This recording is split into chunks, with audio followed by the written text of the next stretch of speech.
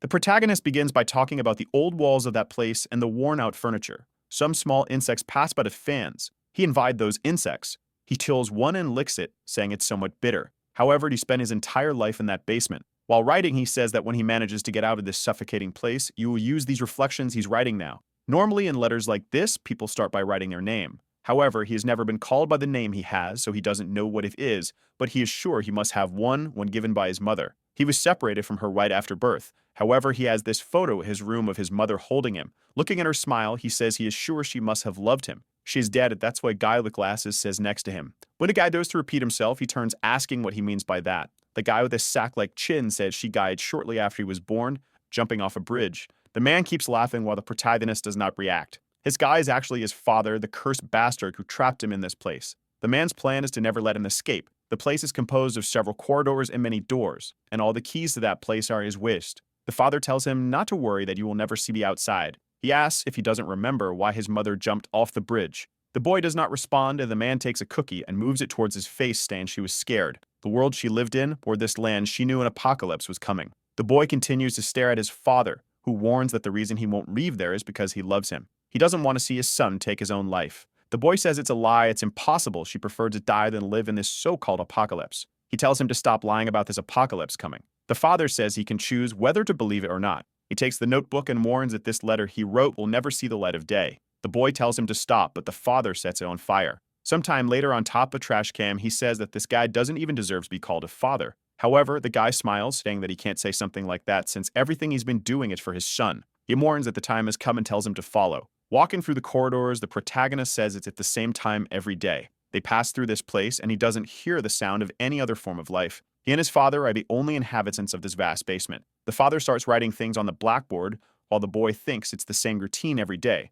the same lessons and the same training. The only thing that keeps him surviving this tedious life is the little free time he gets every day to take a look at the library. Among the numerous books there, the ones he likes the most are those that have descriptions of the world outside. He wonders what this sunlight that all the books talk about is like. At least he believes it must be warmer than the light in that basement. He looks back and sees a field. With this, he imagines himself running in it, saying he wants to experience a peaceful day in life and see a beautiful scenery. He wants to be able to talk to other people and maybe even be friends with them. But the most important thing now is to escape from this place and give his father a good tick. The father closes the book and says he has already told him that he can only read it during his free time. Watching him, he says it looks like his son was reading a book about the surface and says he continues to be pathetic. Wanting to know if he still has some kind of connection to the outside world, the father reminds him that you will never leave this place. When the apocalypse comes, the world will be covered in blood and screams. Only ashes will remain, and this place is the only way to survive. The protagonist says that his father is lying again. He always says that an apocalypse is coming, and it's because of this absurd reason that he has been trapped there his whole life. He wants to escape from this place, no matter the cost.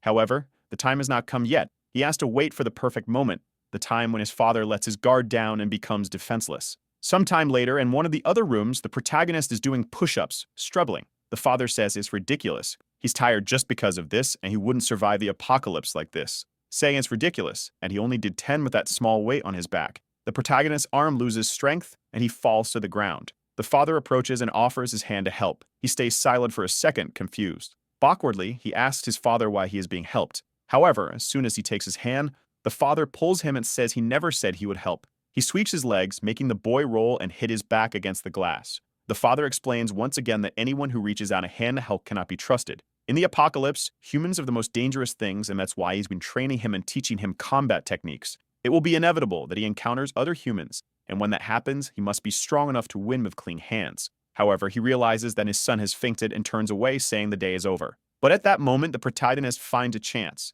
His father was careless. He got up and grabbed a shard of glass. That was the moment he had always been looking for. His father's guard was down, and he prepared and lunged towards him. He was going to finish him off now in this careless state, obtain the key and escape from this place. The boy approached and smiled, saying the plan worked. It was just that piece of glass touching his father, and he was about to reach it. However, there was a flaw in his plan. The father remained still, and he knew that man was not someone who would let his guard down like that. At the moment the shard was about to touch him, the father suddenly turned around. The protagonist was startled. His father's entire body had already turned. Even so, he didn't hesitate and went for the attack, but the father easily dodged. The plan had failed. The father spun around and kicked him in the face. With that, the protagonist blacked out. Sometime later, he woke up in his room. Before he could say anything, the father said he finally woke up and noted that it was a great attempt. That attack had been very good. However, he had already warned him that he shouldn't be using any weapons, or the training meant nothing. And the penalty for trying to use that would be double training for now. He closed the room door and told them to rest because tomorrow would be a very tough day.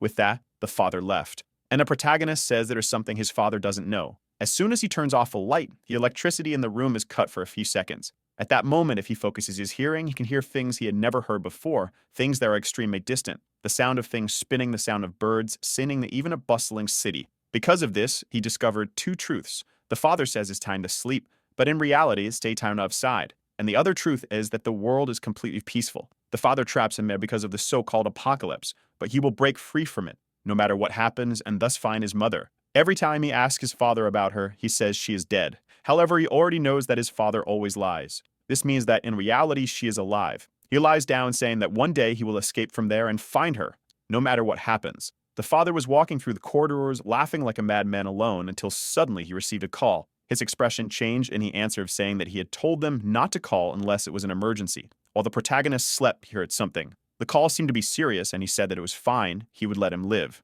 With that, the phone fell to the ground and the father knelt down crying. After a while, he started laughing while the protagonist was waking up. The father seemed out of his mind, laughing like a lunatic in the corner of the room. The protagonist felt that something was wrong and asked what it was. That was when he noticed he was tied to a chair. He asked what his father was doing and told him to untie him. However, he soon realized that his father didn't seem to be listening. He knew he would have to free himself from those ropes slowly. He started rubbing them together. Applying pressure, and they began to break. He was confident until his father appeared in front of him and told him to stop that. The protagonist felt something strange, swallowed hard, and asked his father when they were going to start the supposed training that would be twice as hard. The father only said that plans had changed, and they wouldn't be doing any of that today. In fact, they wouldn't be doing anything anymore, and the boy would just stay in that chair. The protagonist asked what he was talking about, reminding him that he said he was being trained for the apocalypse. The father said the train was over. Now the boy had no idea why his father had changed so much, and the worst part was that he couldn't fight back if he was tied up. He started to wonder if he would really be unable to see his mother. Angrily, he resumed forcing the ropes, and the father asked what he thought he was doing. He ignored him and continued applying pressure, and the ropes began to break. The father approached, almost slack-jawed, and started laughing in his face, seeming to have transformed. Suddenly, he felt something hit him in the face. The chair fell, and the father lifted him up again, warning him not to move. The protagonist hesitated for a second, and then began to move again, taking another blow to the chest and falling to the ground. Despite having nothing to do, he kept forcing the ropes to try to free himself. The protagonist kept insisting. At that time, he didn't know what was happening to him. Maybe it would have made more sense to just agree with his father and look for another opportunity to escape. However, at that moment, there was something he didn't want to lose, even at the cost of his life, the resentment he had for his father for being trapped there. Sometime later, he broke free from the chains. Seeing that he was free made him excited. He wanted to see the look of disappointment on his father's face for not obeying. However, as soon as he turned, his father was coming again. He imagined his father would have a look of rage, but as he got closer, he noticed something was different. What he saw in front of him were tears that his father had always been holding back. It was then that he realized that this man had always been extremely sad. This made him wonder why this damned man had such an expression at that moment. With that, he was struck and lost consciousness, with his father saying he hoped he understood. The lessons were always the same. His father talked about the rules for surviving the apocalypse, and the most important one was never to leave the basement. There would be no safer place in the world than that. Defense mechanisms that he maintained for 126 years, resources, and supplies enough for anyone to stay alive. That place had everything prepared, and leaving it was ask him to die. The father warned that the end would come without any warning, so he was not to leave. The protagonist woke up face down on the floor. When he regained consciousness, his father had disappeared and left him behind. That had never happened before. The only time he didn't see his father was when he slept. However, remembering his father's crying expression, he knew something was happening. He had become accustomed to the repetitive days in that place. But that day was different from all the others in his life. He instinctively knew that something was about to begin. As if his intuition could be heard, the doors to all the rooms opened at that moment. The boy didn't hesitate for a second. As soon as the doors opened, he saw an opportunity for the first time in his life. He went through the doors and started advancing through the corridors. In a certain area, he knew that if his father were there, he would have been stopped. But this confirmed that his father was not there. All the barriers were deactivated, so he ran until he found a staircase. He knew that was what he had been looking for and started to escape, hoping that the light beyond that hatch would be sunlight. As soon as he pushed the hatch aside, he was blinded by something. He climbed out of the hole and slowly stood up. He tried to open his eyes and found himself in the middle of a bustling city. The place was lively and all the people seemed to be living their everyday lives. The protagonist told himself that he had finally managed to escape from there. He stood still and a bald man asked what he was doing in the middle of the street. He turned around excitedly, saying he had finally found a person. The man was confused by this crazy boy. But then the protagonist stopped to think that it was not the time to focus on Matt. It was too early to let his guard down, and his father might realize he had escaped. He started running, saying he should distance himself as much as possible from that basement. As he ran, he smiled, thinking that the moment he had been dreaming of had finally arrived. For the first time, he was free. Not long ago, escaping seemed impossible, so he never imagined that the doors would simply open. That he stopped running and asked himself, why did the doors open? It was impossible for it to be a system malfunction. His father was extremely meticulous and would never make such a mistake. That's when he wondered, what if the opening of the door was intentional? He shook his head, saying no, something like that was impossible, especially since his father was the one who made the rule never to leave that place. He looked around, saw people talking, school children laughing, and a little boy going to get a balloon. He saw the excited boy and his smiling family. The children were running and he felt happy, thinking that it was all right. The boy bumped into someone and the balloon rose. While the protagonist thought that in the end everything his father said was a lie, he realized how peaceful it was outside. This was how life outside the basement was. Everyone there was living a calm life, just as he had hoped. The balloon floated towards the sun, while he thought that an approaching apocalypse made no sense. People were calm. Then everyone felt something strange, and he remembered that his father always said that the end would come without any warning. Suddenly, all the birds in the city began to flee. People looked up confused. The entire city was under a shadow, and behind the balloon, another planet was visible. It covered the sun while everyone looked up confused. Something started to come out of that planet, almost like a virus searching for a host. From the sky, it headed toward the earth. People on the ground said that it seemed to be getting closer. No one had any idea what it was, and someone asked if it might be the moon. The protagonists said it was ridiculous to call it the moon and asked if they were seeing what you were seeing. Amidst the advance of that planet, a creature was visible. The protagonist was paralyzed. Beside that creature, there were countless others connected to it. The tangled mass of monsters formed tentacles. They continued advancing, linking with each other until they reached the middle of the city. Never leave the basement. His father always said that was the basic rule of survival. However, there was an exception. If the location of that place was exposed to the enemy, the first creature strangely dove straight into that sewer. The father scratched out the first rule, saying that in the face of great danger, no one replied. The security system showed that the doors would be closed as all the creatures ran for the corridors. Outside, the population didn't understand what was happening. An infinite tangle of creatures reached the ground. It all happened so suddenly that no one even reacted. In a second, a blonde guy was grabbed and pulled by one of the creatures. Before he could react, he found himself face to face with the monster's mouth. People just watched as the guy's remains fell in front of everyone. With that, they started screaming and everyone tried to flee. A boy was walking by with headphones on while everyone passed by. He seemed confused and noticed something above him and was immediately crushed. A muscular creature started hurling rocks at everyone, and another with a clawed arm jumped into the crowd, slashing 3 people in one stroke. In that place, no one could escape any of the creatures. The protagonist stood there, not knowing what was happening. People talked about calling the police, but he could react. Then he remembered his father always said that when the apocalypse came, the world would be bathed in blood and the only thing left would be a heap of ashes. The protagonist looked up and saw a creature 3 times taller than a building staring at everyone. The city screamed as one of its steps destroyed half the city. With that, the apocalypse began. The planet in the sky continued to rain creatures upon the earth. Lying on the ground, the protagonist realized that his father had always been right. Then he remembered his father saying that his mother was dead and wondered if he was right about that too. The citizens continued trying to flee from the creatures, but for unprepared humans, it was impossible. Then someone grabbed the protagonist's arm. When he looked towards his father, he was about to ask how this happened, but his father just told him to keep running. A glance back showed everyone being devoured. He was shocked as his father turned the corner and he followed only to face a horde of creatures again.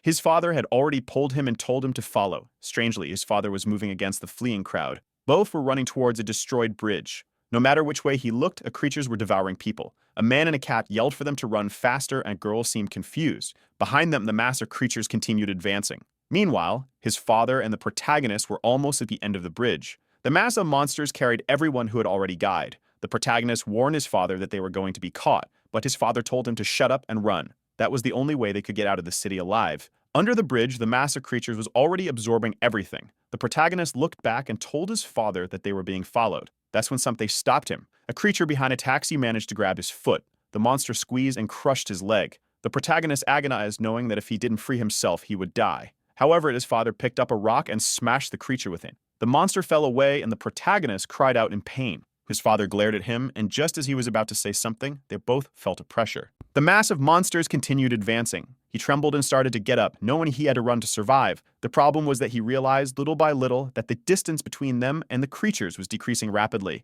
He felt a pain in his leg and fell to the ground, realizing that no matter how much he ran, he couldn't escape. His father came and stared at him. The boy told his father to run, saying he wouldn't make it out alive in this escape. At least if his father died out, he could survive on his own. His father's foot started to turn away, and the boy thought that was right. He wanted his father to run because he had always been ignored anyway. However, in the midst of it all, his father reached out his hands and asked why he wasn't getting up. The boy was confused and shouted, saying that his father should be running. His father simply said that he would stay alive because he had a plan. The boy was confused and said it was impossible for him to have a plan for this. However, he saw that his father's expression hadn't changed. He paused for a second and remembered his father's expression when he was wrong. He knew that his father really had a plan, so he took his father's hands. His father pulled him up and told him to run. The boy asked his father if he didn't have a plan. That's when he noticed that his father had left something in his hand. His father just said there was no time and that he needed to escape now if he had a bridge. He started running again, saying he would obey. He read between cars and distanced himself. Then he noticed a shadow and looked back.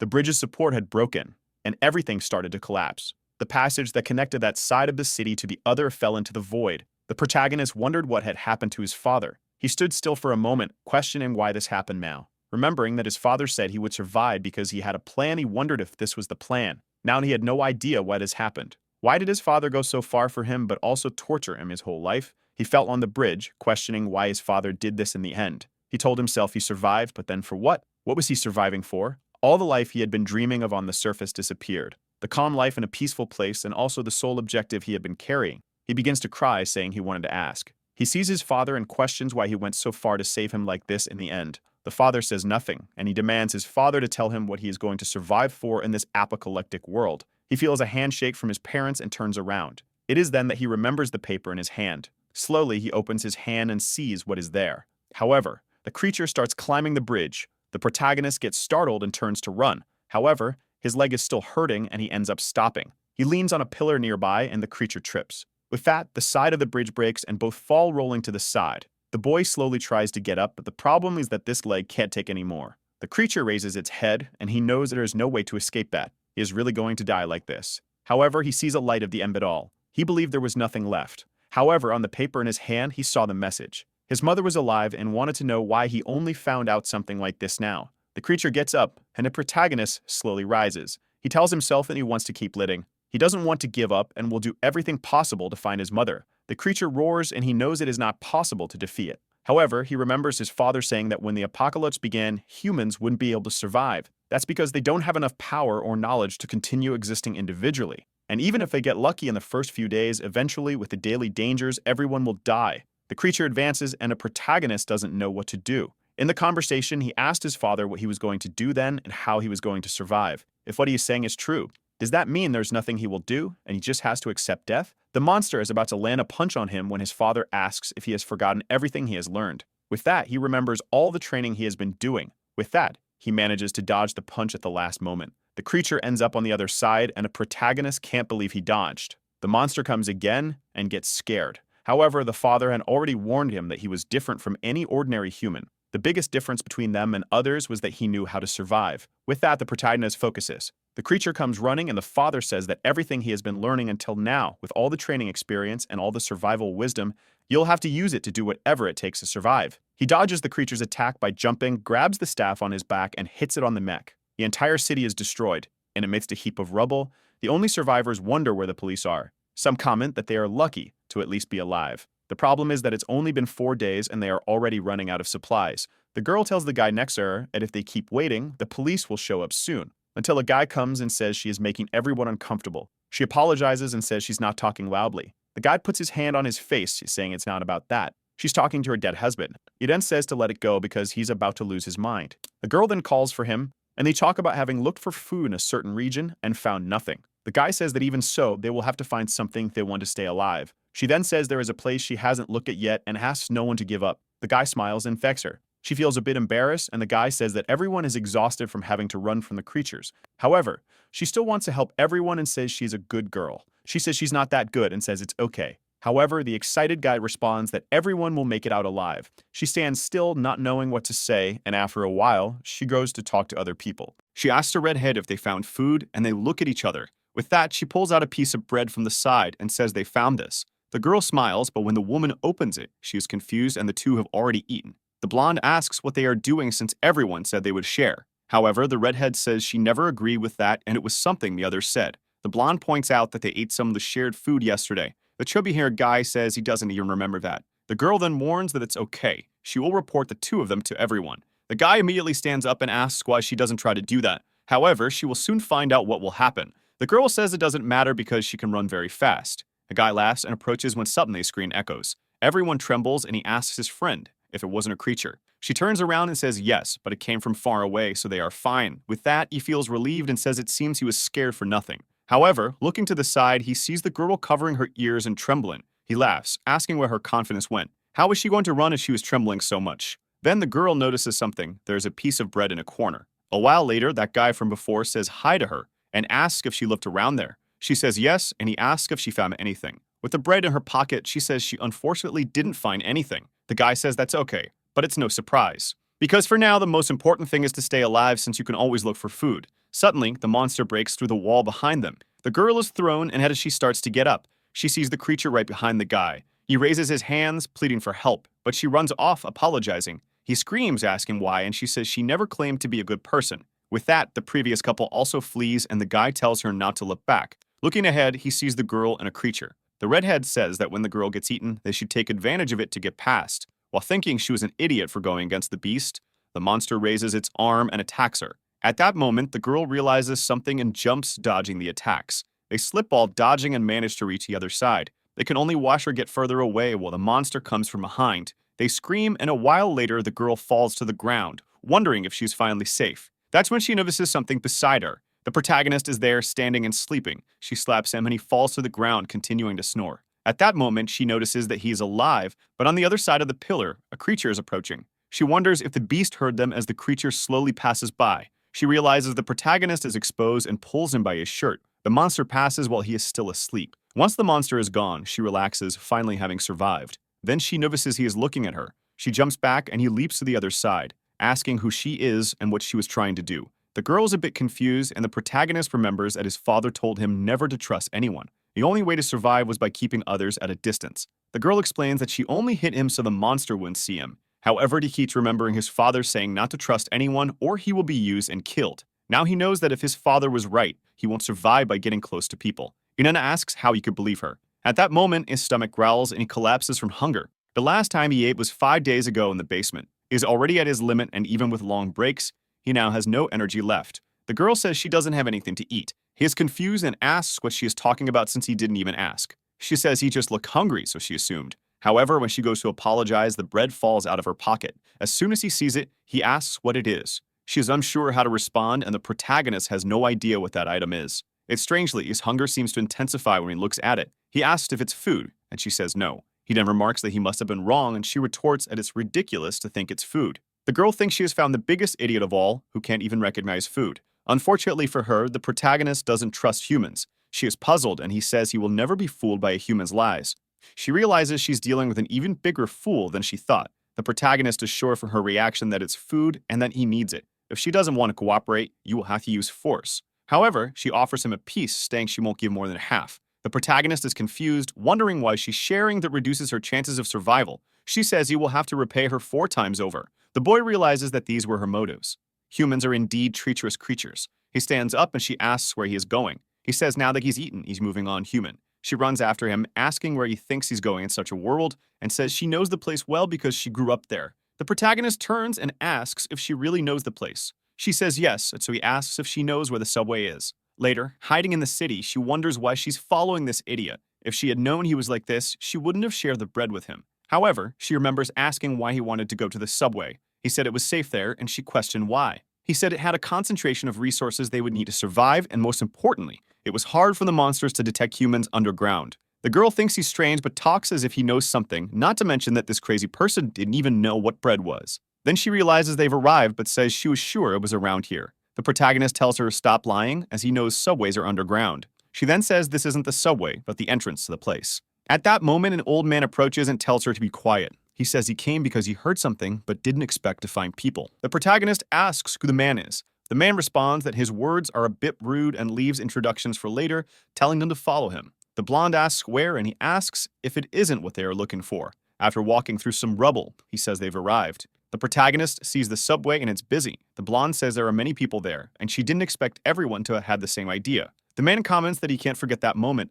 When the creatures were everywhere, he started running and happened to find this place by luck. He says he walked on the surface a few times in search of medicine, but the two of them are the first people he's encountered. The protagonist observes everyone. His plan was to establish a base there, but there are far more people than he expected. You can see all kinds of people there. Those who are lost and trapped in despair, those who show their cruel side, and the strangest of all, one who stands still without any apparent intention. He knows that the more humans there are, the more risk factors exist. However, none of the people he observed in the subway seem to pose a danger. He could instinctively recognize who is dangerous, just like the monsters on the surface and his father, but none of the people here give him any sense of danger. Maybe he should stay there for a while since no one can hurt him. The bully clears his throat and introduces himself. His name is Kwan Byum, and he is a doctor. He was looking for medication, and that's how he found them. He waits for them to introduce themselves, but the protagonist says nothing. The girl then says she will introduce herself and says her name is Haru. The man says that from her uniform, she seems to be from the elementary school called Virtual. She says yes and asks if he knew it. The old man says he did because the hospital was near the mall next to it. Haru seems confused about not remembering a hospital there. He asks the same of the protagonist, but noticing his clothes says he spoke something stupid and asks for his name. The protagonist stops to think and says he has no name. The old man is confused, and the protagonist says he was never given a name. The old man becomes pensive and says that when he feels more comfortable, he can share it. At that moment, a redhead comes in calling for him, saying things are getting worse. They approach a guy with some bandages on the floor. Trembling, he calls for the doctor, who looks at the wound and says it's worse than he imagined. He stopped the bleeding last time, but it wasn't enough. He tells the guy that if he doesn't undergo surgery, he has a high chance of dying from an infection. He opens his coat full of items and says they will have to disinfect it. The protagonist watches. He remembers reading once about doctors and something his father doesn't even know he knows: the job of treating humans for a price. However, money is useless in this apocalypse. So he asks the old man what he will receive for this treatment. Everyone looks back and the man seems a bit confused.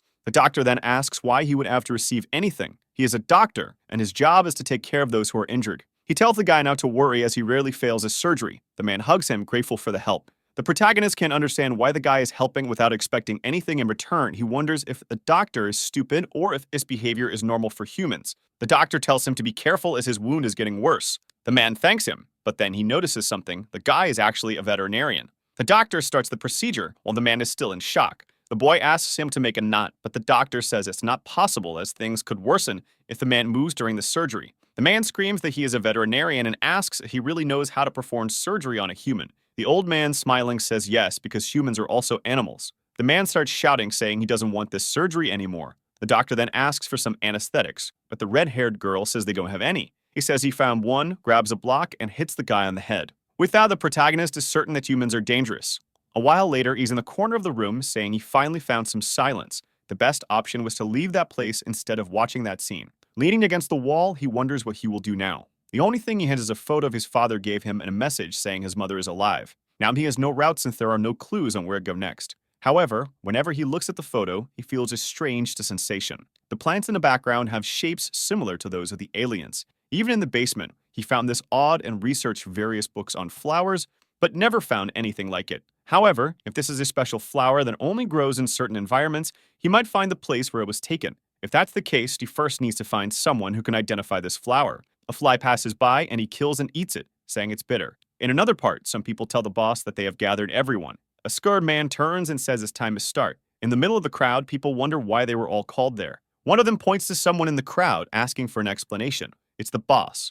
But the man seems unresponsive. He sweats and the other one trembles. The boss says he can look into the depths of the human mind, finding every thought they are trying to hide. And that man's eyes show fear. He hides it, trying to look tough on the outside. The man screams for him not to come closer, but the boss punches him in the stomach, saying fear always reveals itself. The people are scared, and he approaches, grabbing the man by the collar. Seeing his desperate face, he says that's what he wanted, telling him to show more of the true form hidden in his soul. After a while, the man asks him to stop. That a girl approaches and informs the boss that there are people who are not there. He asks who. She says it's an old man, a boy, a little girl, and another who was injured. The boss says he ordered everyone to be gathered and asks what happened. She explains that it's the Mohawk guy's zone, and he never listens to anyone. The boss says he doesn't like being controlled, but will go there to resolve it. As he leaves, she asks what they should do with the guy on the ground. He tells them to tie him up and throw him outside. The people ask for help, but no one seems to respond. The protagonist wakes up, wondering when he fell asleep. He had been on guard against the monsters,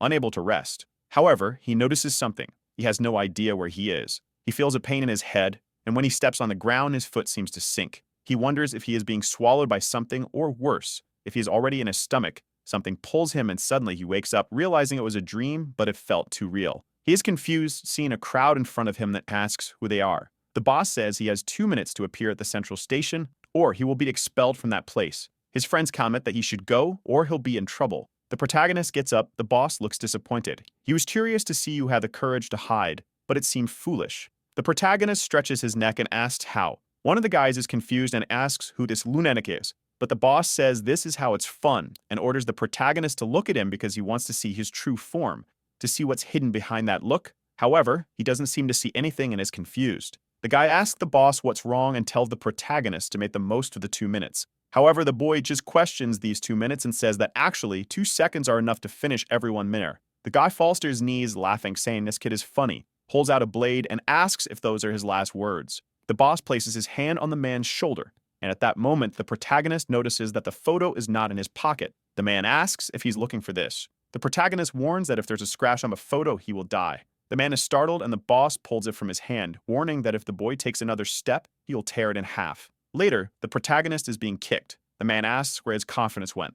The protagonist is hating himself for letting the most important thing disappear while he slept. It seems humans are indeed more dangerous than he imagined. The man asks the boss if the boy will be expelled. The boss responds no. When he looked into the boy's eyes, he was different from the rest. His soul was so deep he couldn't see anything. He warns that they will keep an eye on the boy and always keep that photo under supervision. However, he tells his henchmen never to forget to always keep it in hand. Confused, the man asks the boss if they really have to do all this because of this kid. The boss just says it's an order, and the man says he understands. Thinking back to the moment the boy stood up, he was somewhat scared, but now it doesn't matter. He turns to the boy and asks where his smile is. At that moment, Haru appears. She asks what they are doing, and the boss says they found another one. Embarrassed, she asks if they were looking for her. The boss just tells her to go to the central station. As he leaves, a man says he hopes to see the protagonist again and will take good care of the photo. Everyone leaves and Haru approaches the boy. She asks if he's okay, but he slaps her hand away. She asks why he did that and says she was just trying to help. He tells her he doesn't want help and orders the human to get out his way. She says her name is in human, it's Haru, and tells him to get it right. He just walks past and asks if he needs to remember something so insignificant. Later, they are side by side with Wam, who asks if there was any problem. Haru says no, it's just that she tried to talk to someone who doesn't even know how to communicate. The protagonist thinks he would never hold a human's hand. He remembers clearly that his father warned him that when someone extends their hand, you can never trust it. Humans are enemies. He knows that the man has the photo and it would be easy to snatch it from his hand by force. Even if he tore it in half, it would still be easy to take it back together. It's just that he doesn't want to ruin it. It's the only item he has from that basement. The boss then says that everyone is arrived, so it's time to start. He announces that the auctions are to follow him or not. Those who followed him don't need to worry about being expelled like the man who is tied up. He explains that the man caused chaos in the subway, which is the only safe place they have, and that's why he was expelled. You won't force anyone to follow him, but those who do must understand that his word is absolute. At this, several people start to look at each other and walk towards him. The old man notices that many people are abandoning him, even the couple he helps.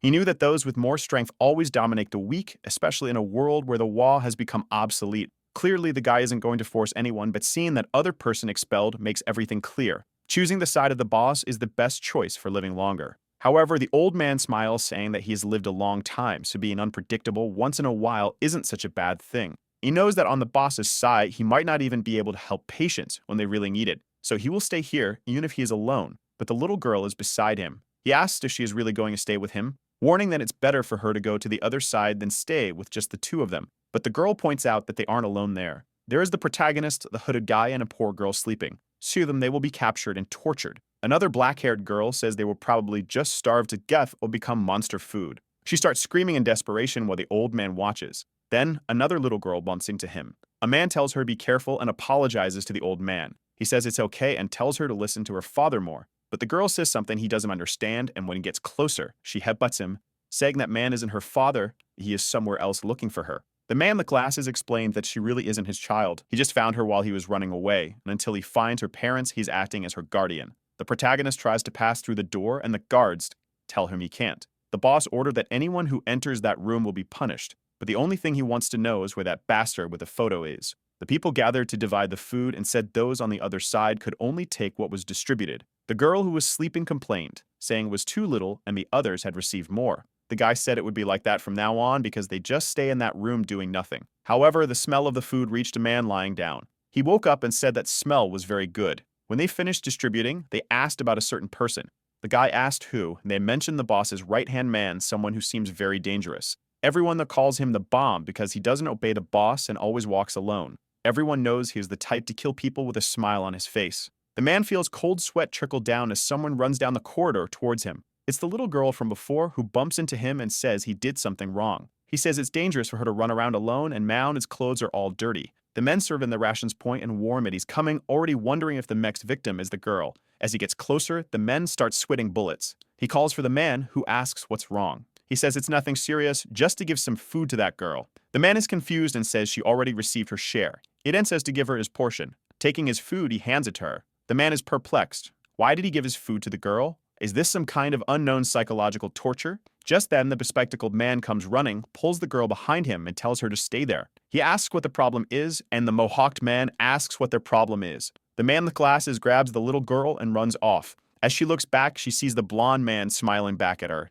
The people in the room continue to be watched, and the girls comment that it seems more and more people are keeping an eye on them. The protagonist, when made their hand, is wondering if he should just leave and look for that guy. He looks at Haru, remembers the slat, and frowns. The woman seems to notice something, and at night, when everyone is sleeping, the same woman from before gets up and sees the protagonist in the corner. She goes to touch him, and he grabs her arm, asking what she was planning to do. The woman is scared by the boy's strength, and says she just wanted to talk. The protagonist seems not to believe her, and she says she came because he doesn't seem to talk to anyone. He stares at her and says it's his problem if he doesn't talk to anyone. The woman is confused, and he slaps her hand away, telling her to stay away. She sits down and after a while asks why he is always distant from everyone. Maybe he's just a very shy boy. He says she's talking nonsense, it's just that he doesn't want to be close to enemies. She questions this and he says every human is always an enemy you can't trust. Bourne explains that she doesn't plan to hurt him, but he says he doesn't believe her because she could be lying. Shuyen says that's fine, she just wanted him to reconcile with a girl named Haru. He asks if she's talking about the yellow-haired human and says he never fought with her.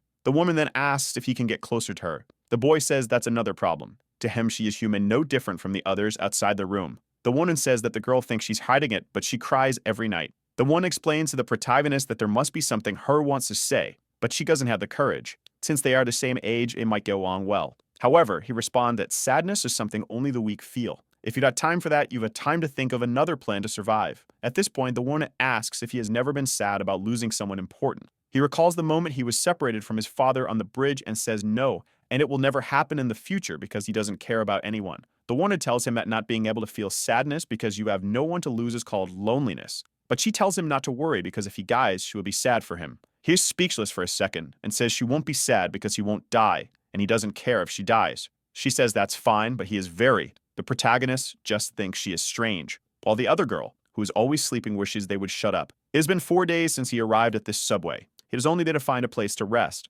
but now he's stuck there because of that photo the guy is holding. While being beaten, he asks if the men are having fun. From the back, the guy of the photo says it's not fun. They didn't want to do this. It's just that he needs to be punished for not wanting to leave the room that time. The protagonist says if that's the case, why doesn't he come and punish him himself? The guy is taken aback and realizes the boy isn't scared at all and is staring right at him. Angry, he says the boy deserves to be punished. The protagonist remembers his father once saying that humans are naturally weak, and now you finally understands what he meant. When he returns to the base, everyone is scared and asks if it was the same guys. He walks through thinking at least there aren't only those kinds of humans. The doctor says he doesn't look too bad but suggests disinfectant. The boy says he's fine and sits down. Someone brings his lunch and says they got it because they didn't know when he would return. He starts to thank her but stops mid-sentence. She asks him to repeat. He says it's nothing. The protagonist thinks about when she said she didn't want to hurt him and that if he died, she would be sad. Maybe it was true. He thought maybe it was okay to trust her a little. Suddenly, she collapses to the ground and he asks what's happening and if she's okay.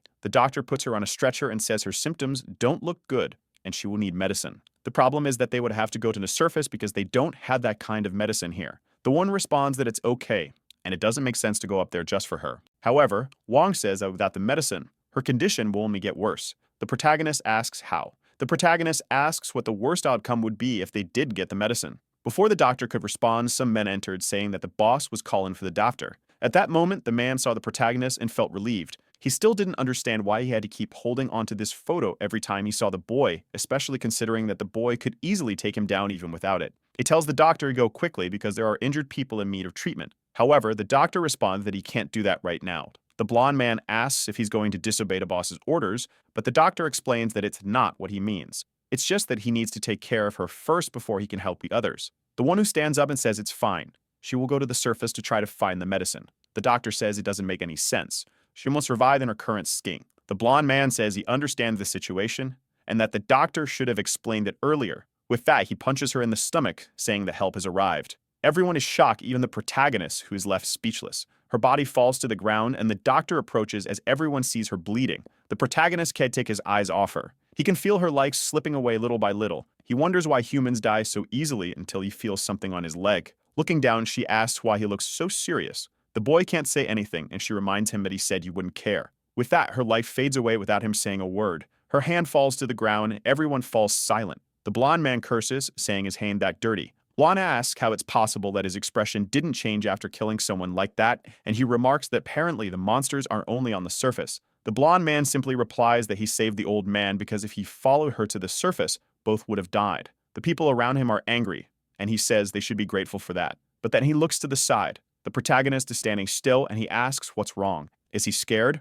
Where did all that courage go? But at that moment, the protagonist realizes the photo isn't in his hand. The man looks back and says it seems he dropped it when he grabbed the knife. The boy prepares himself, and as the blonde man turns to ask what he's going to do, he sees the boy stance and asks if he's really going to try. Instinctively, he blinks. In that instant, the protagonist finds his opening. The man is about to ask if he's going to do something when the boy is already in his face saying yes. From the guy's perspective, nothing made sense.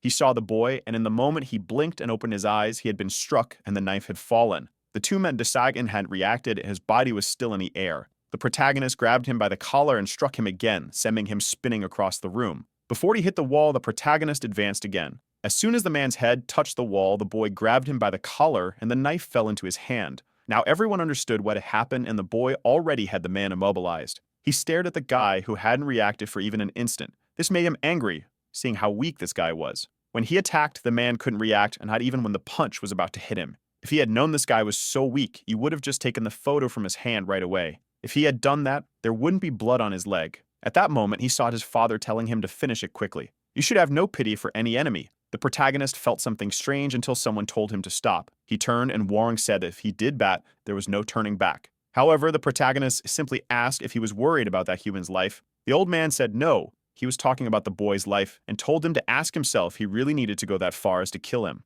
The protagonist remembered a time when he asked his father if he really had to kill. If he just hit people enough, they would forget to attack him. His father laughed and said he wouldn't survive thinking that way and asked if he was afraid to kill a human. The boy told him to stop with that because he would never become like his father. Even if the apocalypse came as his father always said, he would live the way he wanted. He wouldn't go around killing people just because he didn't like them. Then he remembered when the man killed the woman and the expression on his face. With that, he dropped the weapon. The doctor said he made the right choice, but the boy replied that it wasn't because of the options. It was because he knew that if he killed this guy, he would become like him. He thought to himself that there was no reason to kill that man, and why should he care if that woman lived or not? Either she were alive, she wouldn't help him find his mother, so it didn't matter. What he didn't see was that another man was coming to hit him on the back of the head. Confident it would be easy because he didn't have a knife, the man went to strike, but the protagonist simply turned and pulled his friend to defend the attack. With that, he let go of the collar and punched the other man in the face. The body rolled and fell at the feet of the last man, who then crouched down. The boy asked what he thought he was doing. The man grabbed the photo and questioned if it was important to him. However, now the protagonist simply approached and asked what he was going to do. The man stayed quiet, smoothed out the photo, dusted it off, and handed it back to the protagonist, telling him to be more careful. After that, the boy returned to the group. They covered the woman's body, and the doctor asked where the other girl and the child were. The bespectacled man said they had gone to the bathroom and were lucky not to have seen such a thing. Suddenly, someone called the protagonist. A chuggy man with a mustache asked why he didn't do anything if he was so strong. The boy replied that it was because they had something important to him. The man asked if he was talking about that piece of paper. The protagonist just said it was important, ignored the man, approached everyone, and said you wanted to ask something. Showing the photo, everyone said they had never seen anything like it. The girl who always sleeps asked where he took that photo. He replied that if he knew, he wouldn't be asking. The bespectacled man said if they had access to the internet, it would be easy to find out. Juan asked why he wanted to know the location of that place. He said it was obvious. It was because he was going there. Wong, surprised that he noticed the boy knew how to fight, but it was impossible to survive up there. However, the boy responded that he could survive. Everyone was confused while he thought to himself that he didn't expect to find anyone who would recognize anything. Then someone appeared. It was the boss, who said they had apparently reached this point. Seeing the thing in the protagonist's hand, he said the man didn't follow such a simple order. Rolling up his sleeves, he said it didn't matter now.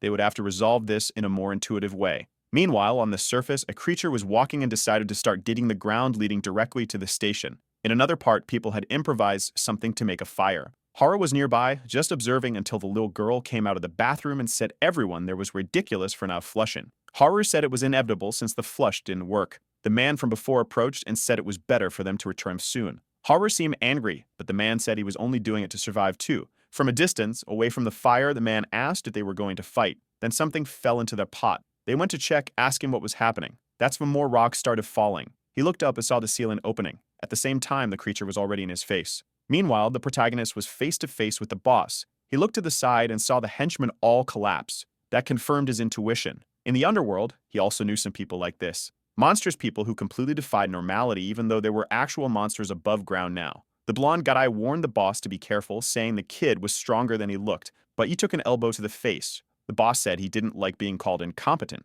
What he wanted to deal with was that boy. He approached, saying the boy had a very rebellious eye, and now he would find out who was in charge here. Maybe now he could see whatever was inside the boy's soul. He wanted to see the true form. He found himself in front of a wall and opened it with his hands, but all he saw was darkness.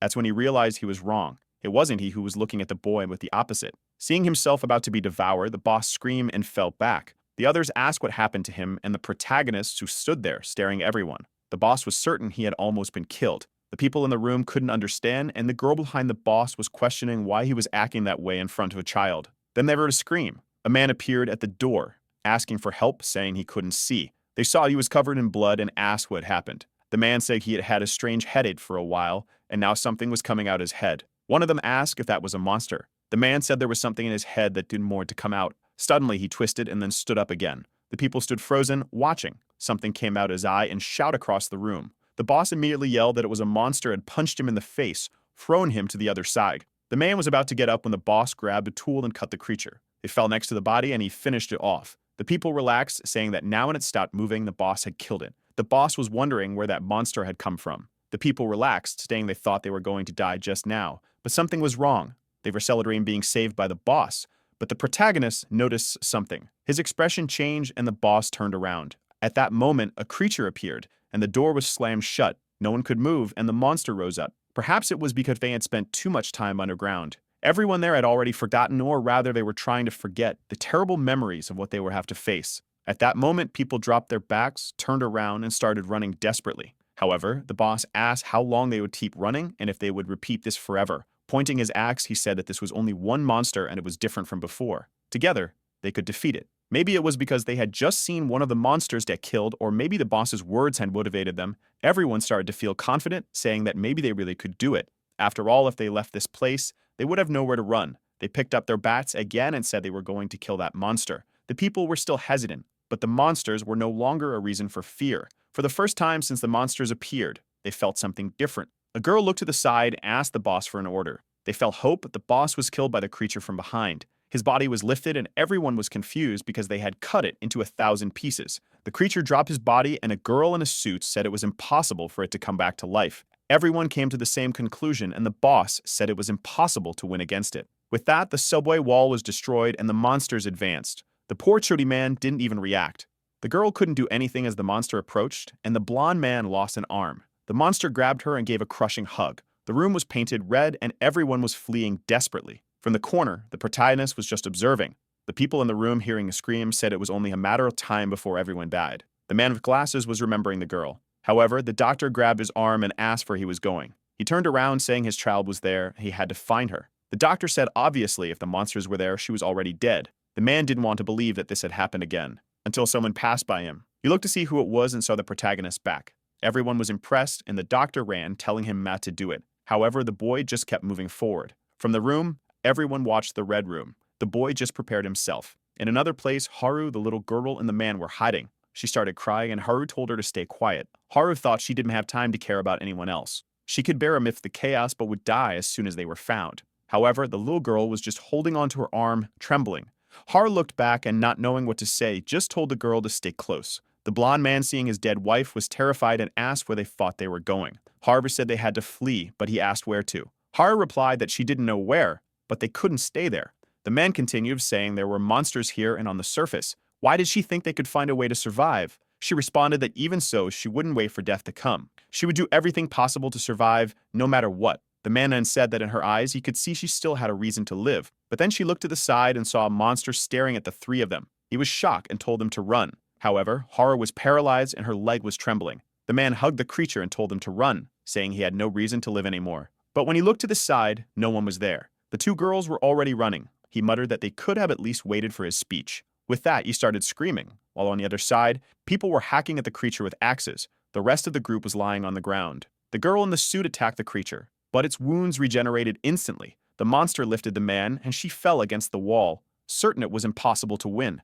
But the protagonist walked past her. Everyone was wondering what he was thinking of doing and where he was going. The plant monster was still throwing everyone using the boss's body. The girl on the ground wondered if he was really going to face it. Seeing the creature, she knew it was like asking to die since even the boss had no chance. The protagonist calmly observed the attack. When the tentacles approached, he dodged and advanced. He grabbed the sides and pulled the monster while throwing himself forward. The monster tried to hit the back of his neck, but he jumped off the wall backward and landed on the other side, creating a knot between them. He looked at the man who commanded the monsters to attack, but since the creature was tied up, it couldn't reach him anymore. His movements had caused the monster to get tangled up in itself. Calmly, he approached the boss and tore the creature often. The doctor couldn't believe he had stopped the monster. The girl said it didn't matter because the boss was still alive. With that, the monster screamed and the others turned to it. He threw the creature to the ground and the giant advanced. As the monster came to bite him, he jumped immediately in the chin, then slid under its arms. The other creature opened its belly to eat him. However, he just jumped, dodging the attack, and landed on its back. He pulled out the axe he had earlier, but the creature sprayed blood in his face. It then went for an elbow strike that landed solidly. The people were shocked, but the protagonist was still alive. The doctor had no idea how that was possible. To them, this creature had immense strength and the ability to regenerate. Fighting it was basically suicide. Yet that boy in front of them was standing and fighting alone. The protagonist remembered his father's words.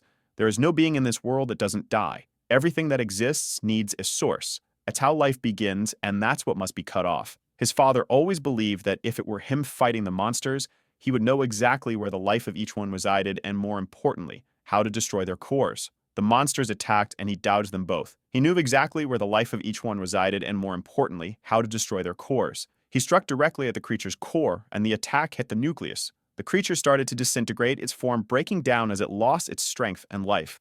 And you all remember that the last chapter ended right at the moment when she landed the blow on the core, concentrated, and fell to the ground like a ball. The people around were all shocked, mouths wide open, wondering how the kid managed to kill that monster. That's when suddenly, Haru and the little girl came running down the hallway. The little girl looked back and told her the monster was coming. Haru didn't know what to do, so she just kept running. But right as she turned the corner, she noticed something waiting for her. A huge crocodile-like creature chewing on someone's foot, and to make things worse, she shook on a rock but managed to roll away. The creature stared at her, and she slowly looked back at it, growing desperate, unsure of what to do. She closed her eyes, and when she opened them again, she was already running away. She suddenly appeared stumbling to the ground again, confused and passed by Haru. She slid to a stop and finally realized she was safe. The others were shocked she had survived. At least she didn't seem to have any visible injuries. However, as soon as she relaxed for a second, the guy with glasses asked of something. He wanted to know where the child who had left with her was. It was only then that Haru realized she had let go of the little girl's hand. They heard a scream, and when they looked back, the girl was standing there with the creature on her back, calling out to Haru and asking where she was. The man tried to run to save her, but another creature was already coming from behind. As the monster approached, he rushed forward, while Haru blamed herself for abandoning the girl. When the monster was about to touch the child's head, a guy with a mohawk yelled and struck the creature on the back. Everyone was shocked as he grabbed the little girl and leaped to the side. He stood up and asked where that monster thought it was looking. He taunted it to come closer, saying it was about to lose an eye. But strangely, the creature changed direction. The guide wondered if the beast was scared of him. Someone else was approaching, and Wong said that was probably not the case. But he shouldn't assume since he wasn't seeing what was happening there. The protagonist was already fighting the monster, and Wong mentioned that the reason they were safe was all thanks to that person. Once again, he finished off another creature, making it 2 in total. The problem was that as soon as he looked to the side, another one appeared and almost landed a punch on him. He managed to dodge and realized at that moment 2 more creatures had shown up. The initial plan was to deal with one monster and find a safe place. However, the number of creatures he was facing kept increasing, and unlike the earlier monsters, these didn't seem to have a blind spot. If you miss an attack, even by a centimeter, it could be fatal. Not to mention, if he took too long, more creatures might appear. The issue was that he would eventually get tired, which would only decrease his chances of survival. That's when he had an idea. He wondered why he didn't just run away. Escaping from these creatures would be much easier than fighting them. He would probably find a base to hide relatively easily, but he knew that if he wasn't there, the humans in that place would all die. Still, what did they have to do with him? There was no reason for him to be fighting for these people. After all, humans were the enemy. Then he remembered the woman who had died. He froze for a second, and suddenly the giant crocodile-like creature was coming from behind. In that moment, he realized he had made a mistake by letting his guard down. The attack hit him squarely on the back, throwing him to the ground. He stood up in agony as the monster approached, and it seemed that even his normally armored body was injured from the blow. The creature continued approaching as he writhed in agony, until someone stepped in front of him. The Mohawk guy stood his way and told him to relax, saying he'd handle it. He asked if the boy really knew a way to kill the monsters. But before the protagonist could answer, the guy smiled and said he just wanted to know how he could help in the fight. Another person raised his shield. It was the glasses guy who said he helped too. He explained it was because he saw the girl was in danger and decided to risk his life for her. However, the protagonist didn't understand why they were helping him. He kept asking himself why humans were acting this way. He was certain humans were enemies and saw no reason for them to assist him. But the Mohawk guy simply answered, "So everyone can survive." The boy was surprised by this response, and the glasses guy chimed in, saying the Mohawk guy was right. If these monsters killed him, everyone that would die. He stretched out his hands and said that's why it's better for them to work together. The protagonist was taken aback for a second, but then he changed his expression and stepped away from the guy's arm. He didn't want to trust humans at all. However,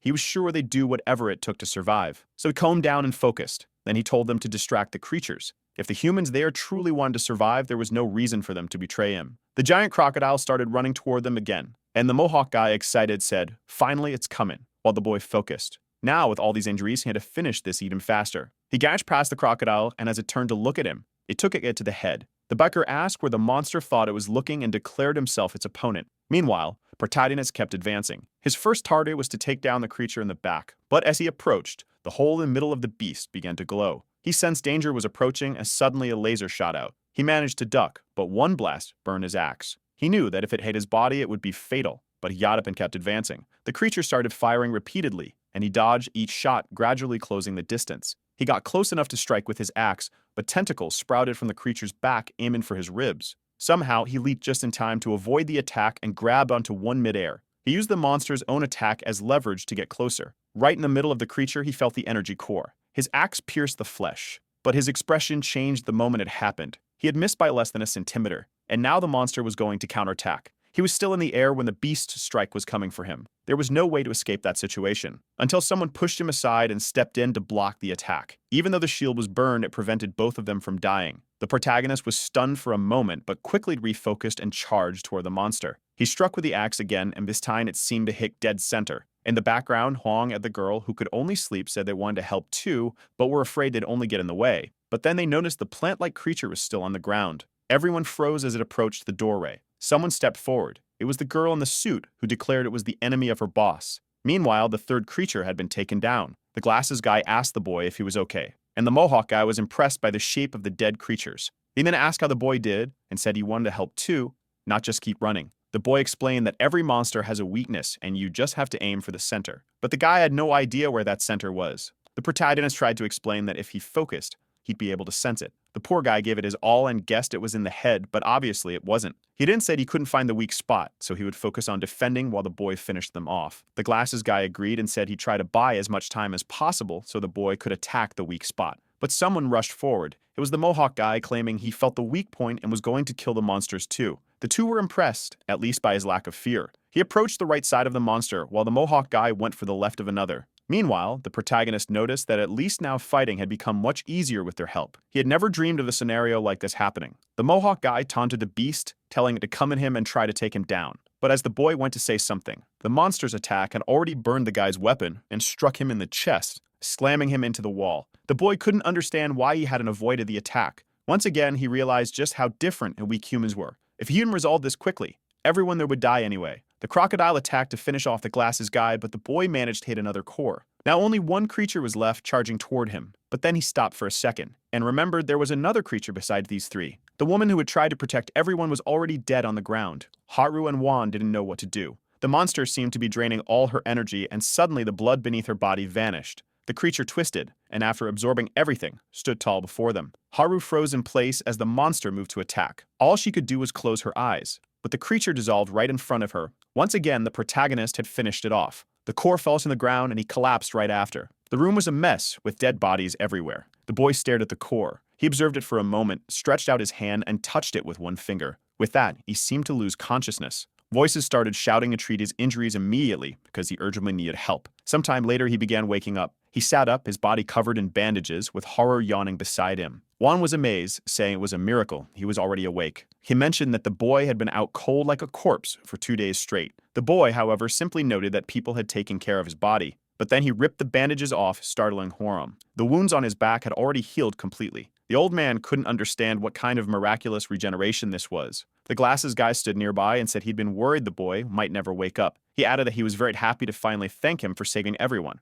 but the protagonist only replied that he should forget about it as he had fought for himself. Then he asked if the guy who had fought alongside him was already dead. The Mohawk guy stood up and told him to stop killing off people who were still alive. Coughing up blood, he assured everyone his body was tough and resilient. The glasses guy then asked why he had helped everyone if he wasn't one of the bad guys. The Mohawk guy seemed surprised they had that impression of him. He explained that it was because gangsters were always hanging around him. He tried to clarify, saying he had nothing to do with those people. Everyone thought he was a subordinate with that Luminic, but he acted independently. Someone commented that no matter how they looked at him, he seemed very dangerous. But he just replied not to judge a book by its cover. That's when Haru fully woke up and asked the protagonist if he was already awake and feeling okay. But he only asked her why she was sitting beside him if she didn't seem injured like everyone else. Irritated, she said that's what she got for worrying about him. Juan then mentioned that for the entire time the boy was unconscious, she had stayed by his side. She tried to deny it, saying it wasn't true and that she would never stay near someone who didn't even know her name. But then the Mohawk guy chimed in, saying he remembered her.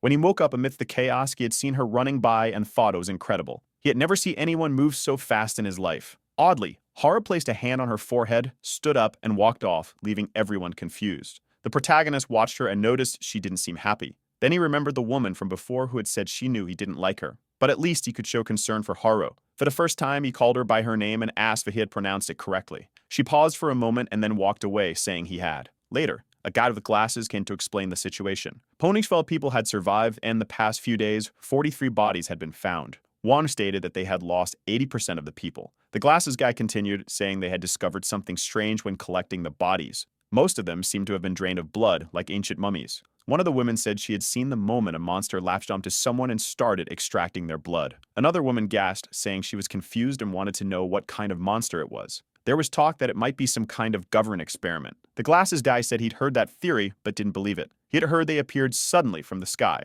What did that make them? Aliens or something? A man with a mustache interrupted, saying there was something more important to discuss. What was the identity of the boy? Everyone turned to look at him, and the man said he had seen what the boy did, and how he already knew the method to kill each of those monsters. The protagonist simply replied that he had spent his whole life preparing for the apocalypse. He showed a photo, saying it was the only thing that had brought him to this point. A woman with her arms crossed said that, to be honest, the photo wasn't enough to trust him, after all that could easily be forged. Not to mention how strange it was that he claimed to have spent his whole life training in a basement. And the most confusing part, how he already knew the apocalypse was coming. As the boy expected, no one believed him. And the woman said there was one exception. She remembered everything he had done to kill the creatures, and said that after everything he had done for the people there, everyone would believe what he said. He stood there, a bit confused, when the woman tried to punch him. He dodged easily, and she apologized, saying she was just testing to see if he was really trained. Huang said he believed in the boy too, because when he started taking care of him, his body was covered in scars. This made him think that for someone his age, it didn't make sense. In fact, for any ordinary person, it wouldn't make sense to have so many scars.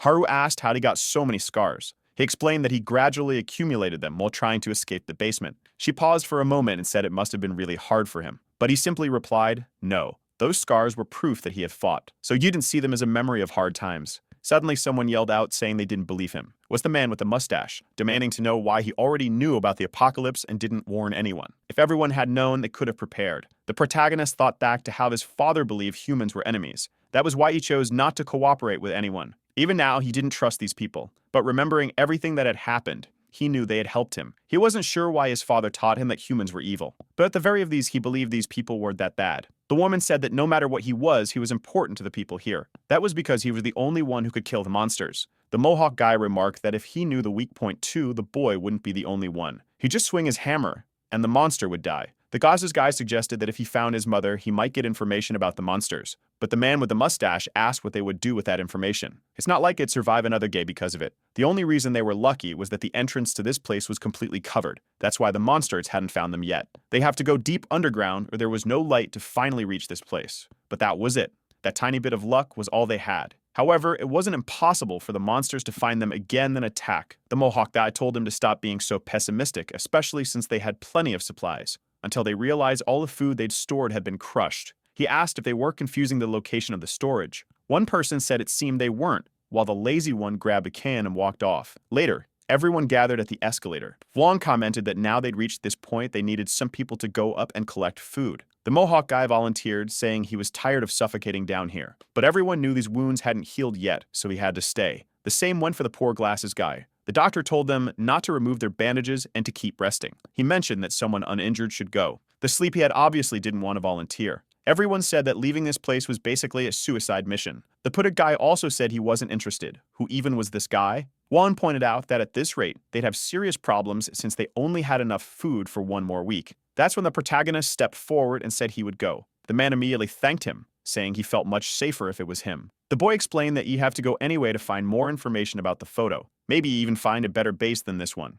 He climbed the escalator, saying that the most important thing was that he hated living in basements. Someone said they'd go with him. A girl and another glasses guy who seemed ready to die for sure. They apologized for not helping earlier, but said this time they wanted to contribute. The girl said she had gained courage after seeing him fight, was sure she could do something. The glasses guy said he wanted to take some risks too, especially since the boy had put his life on the line for everyone. If it had been up to him, he'd have just run away if he could. Wong then asked if anyone else wanted to go. He looked over and Haru was standing there, but she lowered her head and he thought about how hard things must have been for her. Everyone got ready and called for a protagonist, but he didn't seem enthusiastic. They asked if he was going to prepare and he asked what the problem was. They wanted to know if he wasn't going to take any supplies or put on clothes instead of just walking out in his underwear. That's when the woman from before said she had sewn some clothes for him while he was unconscious. He seemed a bit surprised and she told him to be happy because it was an honor. She might not look like it, but she was a first-class designer. Before all this started, people would line up to wear what she made. Not that it mattered anymore since all her clients had disappeared. The protagonist then remembered how he received clothes in the basement.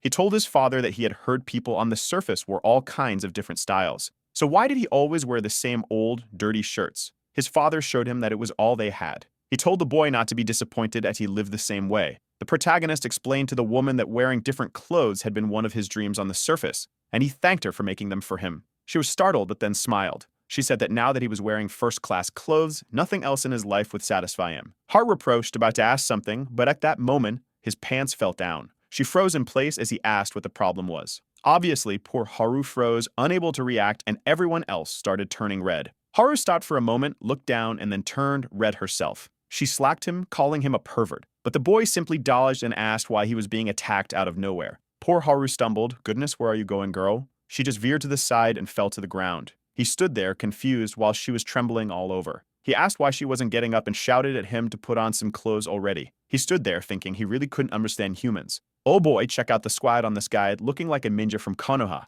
Meanwhile, the glasses guy asked why the monsters attacked this place. The sleepy girl glanced down and noticed people were cooking something. She grabbed a lighter, claiming it as hers. The protagonist then pointed out that might have been the reason. These monsters seemed to be attracted to fire. The two were shocked to make this discovery. He warned the girl to be careful not to light accidentally. Otherwise, the monsters might show up again. Haru already had the lighter in her hand, and the girl said she would leave this amazing gift with her. Then she ran off. Suddenly, a guy spoke up, saying he just remembered something. He asked if Haru wasn't the athlete from Gassing High School. She asked how he knew that. He replied he was sure he had seen her before. He recognized her because of the scar. He'd always thought she looked so cool when she ran. That's when Haru remembered the moment she was running and passed by that guy. He must have seen the scar at her forehead. She clenched her fists and said no. That scar wasn't cool, because it reminded her that she had once been a coward. Then see Haru as a child, heading to school. As she walked among her friends, someone shouted her name. From afar, in a little car, it was her parents. They were celebrating her first day of middle school. Her brother told her to stay strong, but without responding to anyone, she just pulled her hood up. Everyone wondered who Haru was.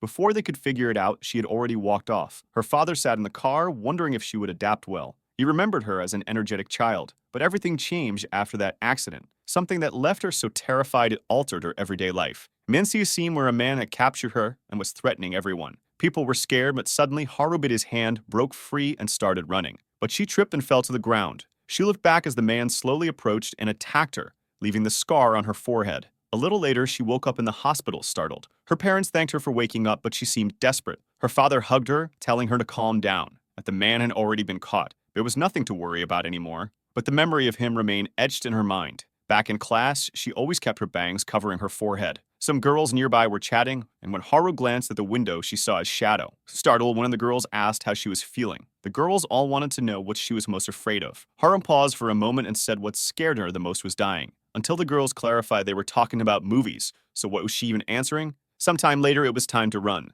Haru and his people were commenting about her, but she didn't want to give up on everything. Still, ever since the day she got that scar, she felt like terrifying waves of water were constantly closing in on her. When that feeling grew stronger, everything in front of her would turn white. That's why she didn't like running. Every time she ran, it reminded her of that day she tried to escape. When the boys were running casually, Haru passed them all, leaving everyone behind. But it only made her realize how much of a coward she was. The teacher announced it was a new record, and everyone was impressed. They congratulated her, saying they didn't know she had such talent. People crowded around, asking her name and if she was an athlete. She said no, but the teacher chimed in, saying she had potential as a runner. As she started training, she'd soon be one of the best in the region. Haru tried to explain her fear of that memory, but she paused for a moment, clenched her fists, and said, "Fine, I'll do it." Time passed, and she was now stacking up trophies. Someone commented that the girl who started just 2 years ago already held several records. An older man asked if the girl with the scar was there, and the teacher confirmed it. Opening the door, he saw Haru drying off after a game. He said she was the athlete of the moment and asked if he could take some photos with her.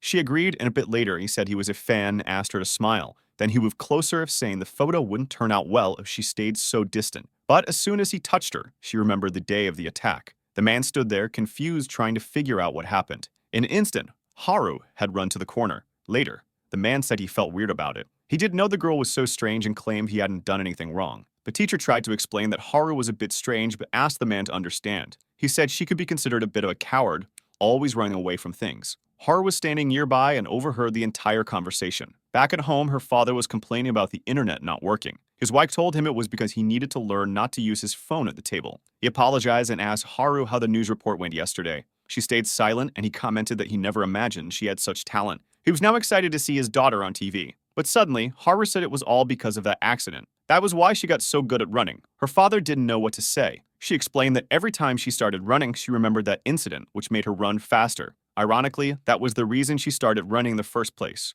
She thought if she kept running, she eventually escaped the cowardly personality she had. But after all this time, nothing had changed. No one said anything at the table. She got ready and was about to leave for school. Her father stopped her and said she didn't need to fix anything. It was okay for her to be a coward. Haru wanted to respond but stayed silent. Deep down, she knew it wasn't okay for her to be like this. She constantly felt like people saw her as strange because of her personality. People would always judge her for running away from even the smallest things. Just like a reporter had said, there was clearly something wrong with her. She told her father it was okay. He didn't mean to try to make her feel better. It didn't bother her that much anymore. But he hugged her. He said he wasn't trying to make her feel better. He was just telling the truth that it didn't matter if she was a coward. Nothing had changed before or after the accident. She was still his daughter and the person he loved most in the world. He gently brushed her bangs aside, exposing her forehead, and told her she didn't mean to hide it anymore. That scar was proof that she had fought and survived. Haru began crying, thinking people didn't like her because she was a coward. That was the only reason she tried so hard to change. But the world was a better place because despite everything, there were people who understood her. Her brother teased her, calling her a crybaby. But Haru was more focused on what her father had said, that there was nothing wrong with her, that it was okay for her to be a coward. Her father extended his pinky and told her to promise that she wouldn't cry anymore every time she thought of herself as a coward. She hesitated for a moment, but then smiled and said, okay. With that, her mother said she was taking her brother and would be back soon. Haru and her father stayed behind, watching them leave, until the wall in front of them was destroyed. Before her father could react, a chunk of debris struck her mother in the head. Her brother was taken with her. The entire front of the house had collapsed. Creatures had begun roaming the area. Her father, desperate, ran to the rubble, searching for his wife's body. He paused for a moment as Haru called out to him, asking what happened and where her mother and brother were. But then she realized her father had also lost one of his legs. She ran to him, but he told her not to come closer. Her mother's body was beneath the rubble. Haru didn't know how to react. She fell to her knees, memories of her family flashing through her mind as she spiraled into despair. Her father called out to her and told her she could still escape. He said he would stay behind with her mother and brother, but Haru said no. She begged him not to say such a thing because she couldn't leave him behind. He was the only person she had left. She didn't want to run away anymore because she'd never forgive herself if she did. In front of her father, a crowd of people was fleeing from the creatures. They glanced at the house as Haru stood up. She was about to tell her father she'd never run away again, when a swarm of shadows closed in on him and rushed past her. Amid the chaos, she froze, watching as her father slowly turned toward her. He was enveloped in a glowing light and she could move forward. The shadows seemed to pull her back. She remembered her father once telling her it was okay to be a coward, that there was nothing wrong with her. So she ran thinking he was wrong. She abandoned him despite saying she wouldn't. And after that, she kept abandoning others. Back on the train, Huang watched the protagonist preparing himself. He looked back and saw Haru standing there. He remembered how isolated she had seemed and chose to ignore it. He kept climbing and she stood frozen, paralyzed by fear. But then, suddenly, she moved. She ran past everyone on the stairs and stumbled in front of him. She was determined not to run away anymore. She said this time she was going with them. On top of one of the buildings was a monster doing push-ups, or was that just an illusion?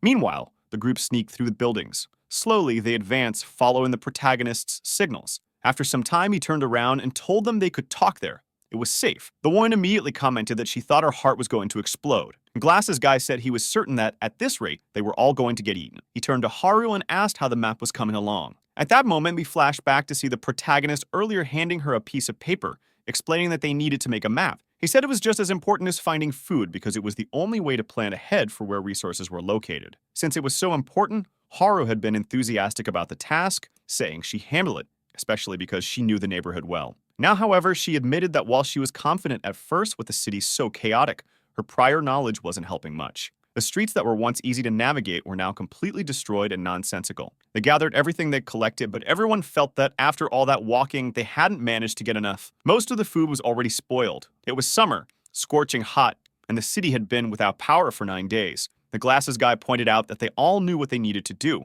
They had to eat the food before it spoiled further. The one who disagreed, insisting they should take it back to the base and decide what to do there. But the glasses guide argued that it wouldn't be fair for them to eat only what was already spoiled. Besides, they were the ones who risked their lives coming here with monsters all around. He said it would actually be unfair if those who took the risk didn't get a reward. Still, the woman protested, saying the people at the base were waiting for them. Then they heard chewing noises. The protagonist was calmly eating, saying it was delicious. Of course, everyone immediately started eating too. The woman, left with no other option, reluctantly joined in. The boy was happy. At the base, they only had bland nutritional food. At least this was tasty. Just eating it made him feel content. Haru then mentioned that she remembered the first time they met, they had eaten bread together. Back then, she thought he was a complete idiot for not even recognizing what bread was. He paused for a moment, then handed her a bunch of supplies, saying he didn't owe her anything anymore. She was confused and asked what he was talking about. But of course, he was trying to repay her for that day when she said he'd have to pay back 4 times what he received. She stood there puzzled, and he realized she might have forgotten what she'd said.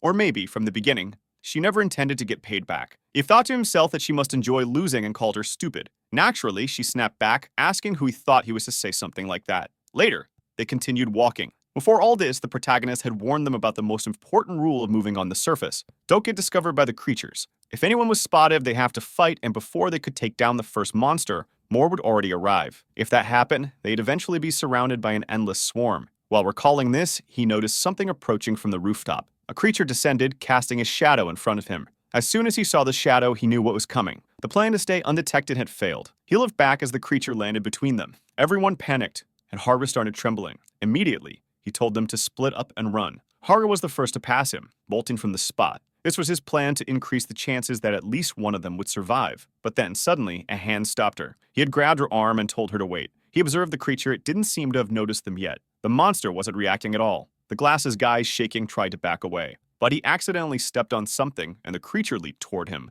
That's when the boy realized the monsters reacted to sound. Haru was about to scream, but he covered her mouth. He signaled everyone to stay silent while keeping her eyes on the monster. He prepared himself, knowing that if they attracted more creatures, things would spiral out of control. He would have to take down the monster in a single strike. Earlier, someone had handed him a weapon. It was the mustached man who had said he had no intention of going to the surface with them. But that didn't mean he would sit idly by while they struggled for supplies. The protagonist asked what it was, and the man showed him a hammer. He explained that he forged it after watching him fight. It was a weapon designed to hit weak points. Armed with 2 giant needles, the protagonist stood still, watching the creature. In an instant, he disappeared, leaping toward the beast. This was their only chance. If they failed, the entire city would be alerted. Everyone was terrified as he struck, hitting the core dead on. The creature dissolved instantly. Finally, the day came to an end. They set up a temporary camp and were sleeping outside the city. The boy sat, staring at the weapon he'd been given. He remembered how his father had many weapons, but his father always said he shouldn't rely on such things. He needed to be able to defeat any of them with his bare hands.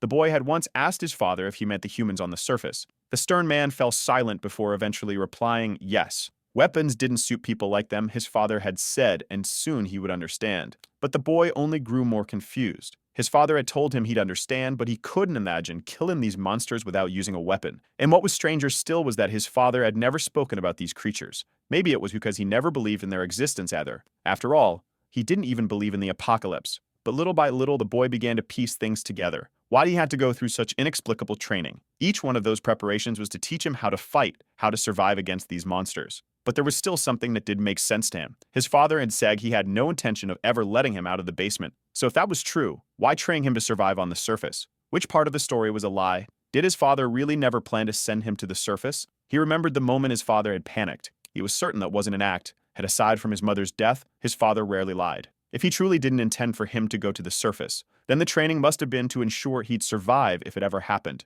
But something still didn't add up. On the day the apocalypse began, all the doors to that place had opened. He was sure that wasn't part of the original plan, yet he knew that if he had stayed there, he would have died in the swarm of monsters that invaded. What he didn't understand was why so many creatures had attacked that place. And more importantly, how had his father known the apocalypse was coming? As he stared at the monster's core, the glasses guy asked what the unbreakable object was. He tossed it to the woman and asked if she wanted to figure it out, but she screamed and said it was disgusting, throwing it back. The core rolled toward the protagonist, who slowly stopped it with his finger. The energy inside seemed to react to him, flowing into the core before it fell to the ground again. It rolled through his side, and the glasses guy asked why it just happened. The protagonist looked puzzled, picked it up, and examined it. Someone else suggested it was better for everyone to sleep, as tomorrow would be a long day. As he looked back at the core, it disintegrated in his hand. Haru lay nearby, silent. She was reflecting on how she tried to run away again. Despite promising herself she wouldn't, she remembered the girl she had abandoned and muttered that she needed to apologize to her. The protagonist lay down as well. He seemed to recall his father reading a book, wondering about the memory. He remembered that there had been a time when his father was normal, so long ago that he had forgotten what it was like. The boy asked his father if he wanted to read that book, and his father said yes.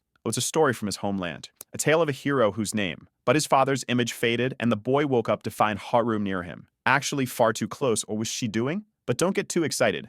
Of course, she covered his mouth and trembled, pointing to the side. There was a noise coming from behind the rocks. The two stayed perfectly still, watching. Haru was sweating bullets. What appeared was a little rat. She sighed in relief, muttering that she couldn't believe she got so worried over that. That's what she realized. She was on top of him. The protagonist remarked that she was kind of heavy and asked if she could please get off. Furious, she shouted that she wasn't heavy and told him to be quiet. Later, she was observing the city through binoculars. No matter where she looked, it was full of creatures. She called over to him, asking how the map was coming along because they needed to leave. She said it was coming along fine, but reminded him to call her by her name. At that moment, the glasses guy asked what the boy's name was, since no one knew, including them. The protagonist replied that he didn't have a name, having never been called one since he was a child. The woman asked if they should just keep referring to him as you, or if they could give him a name right now. He seemed confused, asking if they were going to name him. Haru suggested calling him Stupid because it would be easier to remember. Caught off guard, the protagonist had no idea what name he wanted. He had never thought about it before. Then he remembered the conversation with his father and the book. Finally, he said they could call him Blue. Everyone was a bit puzzled. Haru said it was a strange name and asked if it had any meaning. He replied that it didn't. It was just the name of the character in a book he used to read as a kid. That's where the group realized they hadn't introduced themselves yet. The woman said her name was Yujin, and the glasses guy was GM. Haru introduced herself, adding that she was sure the idiot wouldn't remember any of their names. The protagonist was about to introduce himself, but everyone stared at him expectantly. He remembered being in the basement, lifting a pencil. He declared, "My name is Blue. It's nice to meet you all." Haru smiled, and the group exchanged glances, saying it was nice to meet Blue too. He thought back to the dreams he had of leaving that place. He always imagined that if he could reach the surface, he'd greet people and have conversations with them. Maybe he wanted to become friends with them. Shijian extended his hand and said, "Now we're friends." But just as the protagonist reached out to shake his hand, memories of all the deaths flooded his mind. The thought of finding his parents stopped him, and he pulled back, saying, "No." Everyone was confused for a moment, but it was time to continue their journey. He knew that, if not for the apocalypse, he would never have been friends with these people. But finding his mother was his priority. It wasn't the time to chase the dreams he had before. At that moment, someone screamed nearby.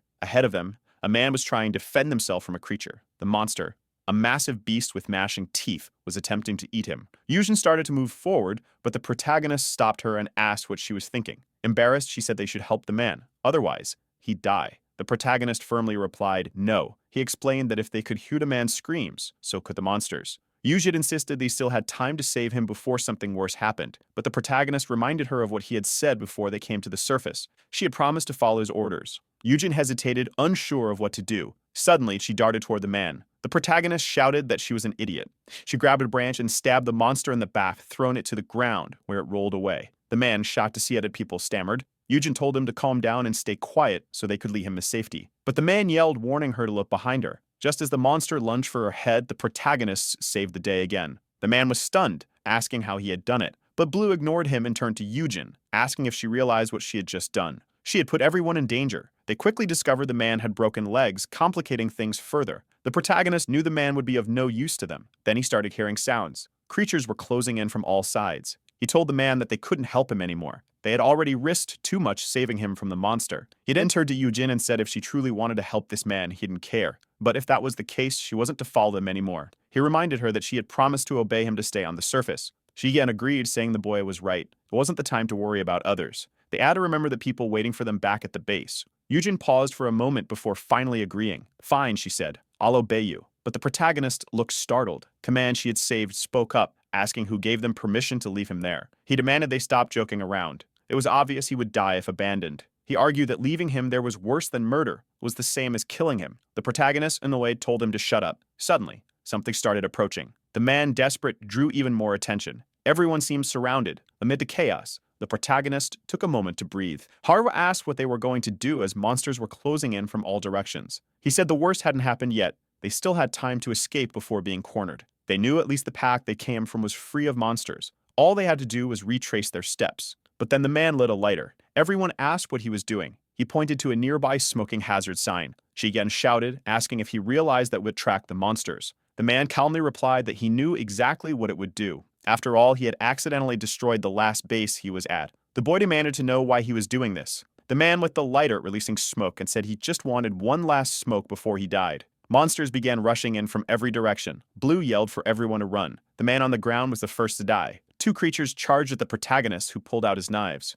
Meanwhile, Yujin and Jiyen took off running. Haru stood frozen, watching as the protagonist was surrounded by creatures. She didn't understand why he wasn't running. He dodged another attack, sliding away only to avoid another. He approached a one-eyed creature, found its core, and struck it dead on. He managed to take down one after another. But then he was struck, thrown backward as more creatures approached. A stone suddenly hit one of the creatures in the back. The protagonist looked up, confused. It was Yujin who had thrown it. The group was trembling, but still there. He asked why they hadn't fled when he ordered them to. Jiyen shouted back no. He reminded him that while he had given the order to flee, he himself hadn't run. The protagonist paused, questioning why he hadn't fled. Then the realization hit him. He hadn't run because he believed everyone would die if he did. Now Jiyen was face to face with a creature. Haru remembered Yujin, who was now fending off another monster. She stood behind them, frozen, unable to do anything as cores of fallen creatures pile up on the ground. Blue kept fighting, yelling for everyone to run. Jiyen, holding his bat, said it was fine. There were fewer monsters now. If they gave it their all, they could make it back to the base together. But then, an unusual creature emerged. It had a feminine body, but there was nothing appealing about it. But its crew was not going to be an easy target. The protagonist froze in shock. The creature had at least 4 cores inside it, visible through its translucent body. It formed a grotesque head, and Jiyen asked what was wrong. That's when he turned and saw something terrified. All the other monsters were kneeling before it. He froze for a moment, and Blue shouted for him to run. But it was too late. The creature had already passed him, holding his still beating heart in its hand. Jiyen dropped his bat, looking down to see that the heart was his own. His body collapsed lifelessly to the ground. Haru fell to her knees, screaming in despair. Yujin called out to him while Blue stood frozen, unable to act. He clenched his fists, grabbed his weapon, and charged at the creature. But it merely extended a finger, shattering the weapon with a single tap. Before he could react, it flicked him aside with its finger, sending him rolling across the ground. As he struggled to get up, coughing blood, he felt his chest. Several ribs were already broken. The creature then crushed Jiyen's heart in its hand, the splattered blood forming a new red tentacle around his body. It pointed toward Blue, and the other monsters began charging at him. Still lying on the ground, he could only watch as Yujin and Haru stood frozen, unable to react. He managed to stand and shouted for them to run now. Slowly, he tried to walk toward the creatures as Haru trembled in terror. Her heart felt like it was about to explode, but she knew she couldn't run again. If she ran now, she'd be abandoning the people precious to her. Again, she threw down her bag and dashed for the monsters. The protagonist was barely conscious when suddenly he was shoved aside. Opening his eyes, he saw Yujin had been impaled through the stomach. Despite her actions having caused all of this, it was still a gut-wrenching sight for Blue and Haru. Yujin, clutching the monster's arm, apologized. She admitted it was all her fault for putting everyone in danger. She asked them to escape and make her sacrifice worthwhile. With that, she ran off, attracting the monsters to her. But once again, it was a bloodbath. The protagonist could only stand there, paralyzed as the tentacled woman began collecting the cores from all the fallen creatures. Looking to his side, he saw Haru trembling uncontrollably. Wiping the blood from his mouth, he stood and told her to run. She couldn't move, unable to process what was happening. But he insisted, saying this was their last chance. Yuzu's body was being devoured and the creature was continuing to collect cores. Haru asked him what he was talking about. Ignoring her, he continued moving toward the monsters. She demanded to know if he'd lost his mind. From the beginning, the plan had been to separate and escape. He acknowledged that, saying at the time, it was the right plan. She then asked what had changed. He replied that it changed because it had been fun. Fun to go to the surface with them to share meals together. They had been nice to introduce themselves and grow closer with each passing moment. He realized that the dreams he had back in the basement were even better than he imagined. But all of it ended when people died. When someone died, they could no longer talk, share names, or connect. He remembered Ji and extending his hand for friendship, and how now that would never happen. He recalled the time in the basement when a woman asked him if he ever felt sadness from losing someone precious. At the time, he hadn't understood what she meant, but now he was beginning to comprehend. That's why he wanted Haru to run. He didn't want to see anyone else die. Standing there, Haru stared at him, the bodies of Yujin and Jian lying in pools of blood. She dropped the wooden stick she'd been holding and began to break down. Once again, she was in the same situation. Shadows of monsters rushed past, just like the day she abandoned her father. And just like that day, Blue turned to her and told her to run. She asked herself why. Why were they saying the same thing? She screamed no. She had decided she wouldn't run away alone anymore. She didn't want to keep living, haunted by the memory of that moment. The moment she abandoned her father. She was terrified even thinking about the way he had looked at her. Her father had been the only one who truly understood her, telling her it was okay to be a coward and that it wasn't her fault. But she abandoned him anyway. That's why she was so scared. Haru was consumed by fear, afraid her father might have hated her in his final moments. The protagonist laughed and said he knew it. She was the kind of person who liked to lose. Haru stood still as shadows rushed past her, and the protagonist smiled, just like her father had. That's what she realized. Even in his last moments, she was certain her father still loved her. She remembered when he held out his pinky and told her she wouldn't cry anymore. Whenever she thought of herself as a coward, she extended her pinky, saying she understood. They locked pinkies, and she was enveloped in shadows. Blue stood motionless. Amid the darkness, Haru asked, "Didn't I already tell you?" But he insisted again, telling her to retreat, reminding her he had already warned her. Everything would be over if she died, and he didn't want to see anyone else die. But she continued moving forward and asked, "Who said I'm going to die?" She declared she would survive no matter what. She threw a can of gasoline to the ground, smashing it under her foot. She said she'd keep living, sharing conversations with him, and calling each other by their names. The protagonist had no idea what she was doing. Then she pulled out a lighter and said, "This is how we'll become friends." When she lit it, creatures turned their attention to her. He asked what she thought she was doing, but she simply replied, "Don't give up. You had to keep living, no matter what." She dropped the lighter, saying she'd always run to save herself. But from this moment on, she was going to run for others. With her feet engulfed in flames, the creatures began closing in as she shouted back, "I'll see you at the base." Blue still hadn't moved, as the swarm of monsters charged after her. Haru fled, leaving the trail of flaming footprints. At first, the creatures were far behind, but they quickly gained ground until one was about to reach her. She dodged the first attack, slid to the side, flipped out of the path of another, and began climbing a rock. She reached the top, but more monsters were waiting below. With no other option, she leaped from the top of the rock she was flying now. That's when the monstrous female began moving toward her, but Blue stepped in her way, asking, "And where do you think you're going?" He told her, "Your opponent is me." The two stood facing each other. Despite his words, Blue knew how strong she was. This was unlike anything he had faced before. He could feel the energy radiating from her cores, teeming with life, more powerful than any of the others. Still coughing up blood, he had no idea how he would win. He spotted one attack stake on the ground and sprinted toward it, but she took it away before he could reach it. The impact sent pain shooting through his body as she stomped the ground, sending him flying. He realized she was guarding the weapon. Proving her intelligence, she knew it was dangerous for him to have it. Without it, he couldn't target her weak points. That's when he remembered what his father had said. Weapons weren't necessary for people like them. "You'll understand one day," his father had told him. Blue had no idea what that meant, but his father had smiled and said, "Even without weapons, we're the strongest." He recalled that he'd never seen his father wield a weapon. As the creature slowly approached, he adopted a stance his father had taught him, the strongest stance he had said, designed to prepare him for anything. His father had explained that every being carried life energy. Humans on the surface, beasts, plants, and even him and his son. Everything in the world used this power, His hand needed to act as the focal point for this life energy. He had to focus entirely on the tips of his fingers, channeling his inner energy there. Once he felt its presence, he had to learn to control it. Blue had been confused, telling his father that he felt nothing. "What is this life energy nonsense?" he had asked. His father had reassured him, saying, "You might not understand now, but one day, you'll need it." In the present, Blue assumed the stance. He began to sense how each creature used their life energy. Gradually, he found his own within himself. The energy began flowing through his body,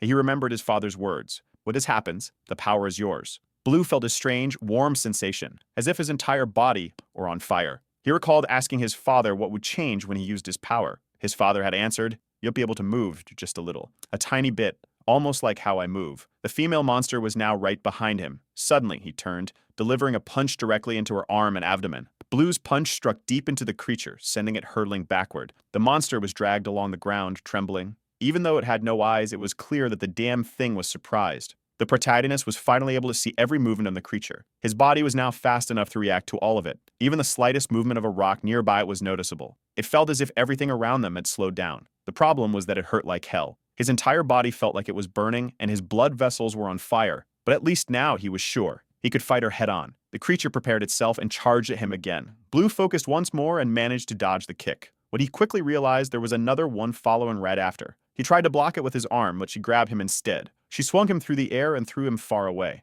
Mid-air, he managed to adjust himself, but she still reached him in time to land another kick. He was launched backward, and just as he hit the ground, she advanced again. He dodged the first strike, the second, and a flurry of punches. He noticed her light looked exposed and went for a tick to her heel, knocking her off balance. This gave him an opening to land a punch right into her ribs, dragging her entire body along the ground. Once again, the female monster was thrown far away. He wondered if this had been enough to cause any real damage. The monster paused for a moment, staring at him. It placed its hands over its abdomen. That's when he realized she was starting to protect her weak points. Now he knew this power wasn't enough. He needed even more strength to reach her core. At least now he had the answer to how he could get it. He raised his arm again, telling himself he needed more. His body continued to burn as he pushed for more power. Remembering GM's and Eugen's deaths, he knew this wasn't enough. He needed more power. No, he needed this power before everything had happened. The energy flowing through his body seemed to increase. After enduring a pain for a while, he focused and his eyes glowed blue. He paused, lowered his head, and took a deep breath. Then he opened his eyes and told her to come in. More and more arms began sprouting from the monster's back. She glared at him for a moment before charging at him with explosive speed. But no matter how fast she was, Blue seemed able to see her attacks now. He told himself that all he needed was to be stronger. As he opened his fists, several seeds fell to the ground. He had torn a hole through the creature. As she began to disintegrate, he muttered that if he had been stronger, no one would have been hurt. But that attack came at a cost and collapsed to the ground in excruciating pain. As he struggled to get up, he noticed a shadow next to him. The monster wasn't dead yet. Above the hole he had created, a symbol core remained intact. The monster grabbed Jiyen's and Yuzhen's bodies. Blue shouted at her to stop and to let them go. But she pulled their bodies close and her wounds began to regenerate. In the next moment, she was holding him by the neck. He tried to pry her arm off, but it was no use. Suddenly, a mouth appeared on her face and she began to smile. Looking behind the creature, he saw the two lifeless bodies. Unfortunately, he no longer knew what to do. He was becoming disoriented and could no longer make any decisions. Falling into a void, he had only one thought. It felt as though he was being absorbed by something as he thought, "All I want is to kill that monster." Suddenly, the creature's expression changed. The protagonist was staring at her with a glowing red eye. He grabbed her arm again. The monster looked terrified, as if being pulled into a dark abyss.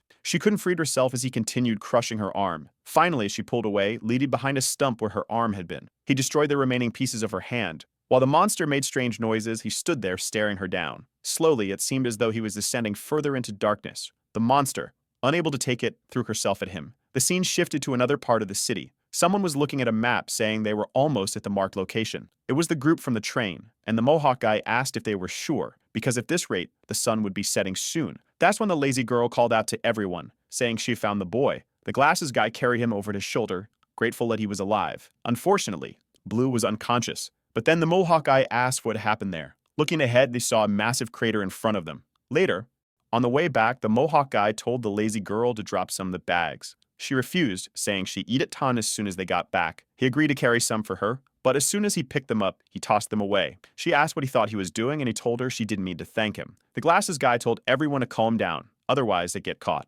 That's when the protagonist began waking up, trying to figure out where he was. Seeing the guy holding the map, he immediately understood. At least she had managed to survive. The man then asked Blue what happened. They had found his body in the middle of a complete mess. Blue explained that the monster had grabbed him and he had no idea what happened after that. He truly didn't know how he had survived. Suddenly, the monster appeared in front of the Mohawk guy. The creature charged, and the Mohawk guy looked excited, saying he was bored from not killing anything. But Blue simply walked past him, heading toward the monster. The girl called out to him, telling him to wait since he didn't have a weapon. Ignoring them, he concentrated energy in his finger. When the monster lunged, he stepped back and delivered a kick straight to its chest. The group was stunned as the entire creature cracked apart and disintegrated from a single blow. Once again, however, Blue was left exhausted and collapsed, caught by the Mohawk guy. The man grabbed him and asked if he was even human. Later, they returned to the subway. Juan was carrying some crates, asking if there had been any signals on the radio. The mustached man sighed, saying it was a complete failure. Despite all the effort he put into fixing it, all the channels were dead. All they could do now was hope the government or the military would make some kind of announcement. Huang set the crate down, visibly worried, mentioning how long it was taking for the group to return. Haru was nearby, her feet burned and unable to sleep as she waited for Blue to come back. The mustache man's expression suddenly changed and he said, "They're finally back." Haru looked to the side and immediately saw the boy. He was with the others who had survived. The moment she saw him, she ran and hugged him tightly. Blue could barely keep his eyes open, but she thanked God he was still alive. Even though she had run away, he had survived. The rest of the group collapsed onto the floor, exhausted, but at least they had brought back supplies. The first expedition yielded enough food for 7 days and some medicine. The others were conflicted. The Mohawk guy had brought back the bodies of Yujin and Jiyen. Considering it had taken 2 sacrifices to secure those supplies, it hadn't been a profitable trip. Later, when Blue woke up, Haru asked if he was okay. He smiled and said he was fine and that he'd had a dream where someone gave him a warm hug. She laughed, saying it was just a silly dream that he noticed for burned feet. Haru dismissed it, saying he was much worse off than her. She added that he'd recover fully in a few days, suspecting he might actually be a monster. He chuckled, saying just healed quickly. The two smiled at each other like fools. Haru then commented that he was the exact opposite of her. While she always ran, he always chose to fight. Even back then, she had wanted to deny her cowardice and her desire to hide. But now, if she decided to accept it, even though she was a coward, she would fight like him. She knew she couldn't do everything at once, but at least she did it her best. That's when the little girl appeared in front of her. Haru, her voice trembling, called out to her and apologized. She said she had wanted to abandon her that day. She had acted without thinking. The girl extended her hand. Haru asked what it was, and the girl said it was her hairpin. It was a gift because she thought Haru wouldn't see properly if her face was always covered. Haru was confused, unsure how to respond since she had abandoned the girl. But the girl said it was fine because she still had another hairpin. Haru stopped and smiled at the girl, who then looked surprised and commented on her forehead. Haru said, "Yes, this is proof that I've fought." Blue stood nearby, silently observing everything. Haru asked the girl that suited her, and the girl said yes. And then all of a sudden lost, and the heavy yoke everyone carried had somehow found a glimmer of hope. Haru noticed a blonde strand of hair on Blue's head. That's when the radio began crackling. The sound was terrible, but someone asked if they could hear him. The voice said to turn down the volume and began counting to 3. Once the count was over, he asked if it was clear enough. Everyone gathered around to listen. The voice said he would get straight to the point. He claimed he had been prepared for the apocalypse because he knew it was coming. This left Blue stunned. The man on the radio said whether they believed him or not was up to them. He introduced himself as List and said he wanted to offer words of encouragement to all survivors. He acknowledged how hard it was to survive without resources. That's why he wanted to propose something to everyone still alive. The plan was to share their locations with one another. If humans wanted to survive these monsters, they had to unite. And the only way to do that was by sharing their locations. But how would they figure something like that out? Of course, Lys expected no one to be foolish enough to light a bonfire and attract the creatures. He advised everyone to use flashlights if they needed illumination, as the creatures weren't sensitive to artificial light. At midnight, everyone must head to the rooftops. By midnight, they were all there. The first light lit up and Haru was amazed. All of the city, lights began to appear. That's when they realized there were so many people out there. They weren't the only ones who had survived. The group then suggested to Blue that if this List guy knew about the apocalypse beforehand, he might be connected to his father. The mustached man said he was probably telling the truth. The apocalypse hadn't even started a month ago, and it would have been impossible for anyone to modify radios to military-grade standards in such a short time. Even someone skilled would need at least a month and a half to do so. Blue now realized his father wasn't the only one who knew the apocalypse was coming. This meant List might also know where his mother had gone. List's voice on the radio continued, saying his location was where the brightest light could be seen. He urged everyone to survive. Blue was already putting on his gear, ready to leave. The Mohawk guy stopped him, asking if he really planned to leave without telling anyone. That was exactly Blue's plan, and he told the man not to follow him. He was fine alone. The Mohawk guy replied that he didn't care and insisted on coming alone. But Blue said no. He remembered what had happened to his last allies and said it would happen again if the man joined him. Suddenly, the Mohawk guy placed his hand on Blue's head, making him turn angrily and demand what he was doing. The man said, "Don't underestimate me. The people who left did so because they chose to. They were prepared to die the moment they stepped out, so Blue didn't need to carry the burden of their deaths. He added that if Blue kept blaming himself like this, it would be like disrespecting their intentions. Then he asked why Blue always looked like he had been through so much. The Mohawk guy, much older, said Blue could rely on him in times like this because they were comrades. Or better yet, he could call him Kyun. Blue replied that he didn't care if the man wanted to follow him, and jokingly called him Chickenhead. The man protested, saying it wasn't a chicken head. It was a cool mohawk. Just then, Haru appeared, asking where they were going. She declared that wherever it was, she was coming too. She said he'd need someone to map the route, and for the record, she wasn't asking permission. There was nothing he could do to stop her. Blue said he hadn't planned to stop her anyway. The mustached man then appeared, asking what they were all talking about. It turned out everyone else was awake, watching the scene unfold. The mustached man looked down and said Blue had almost left without taking the weapon he had made for him. But another man commented that Blue probably didn't need it anymore. They stared at each other for a moment, and the man said Blue continued to impress him. The first time he saw him, Blue easily knocked out an older man. Then he witnessed him defeat a monster everyone thought was impossible. Now he'd heard rumors that Blue was moving in ways no normal human could. What he wanted to know was who or what Blue really was, and what he would show them next.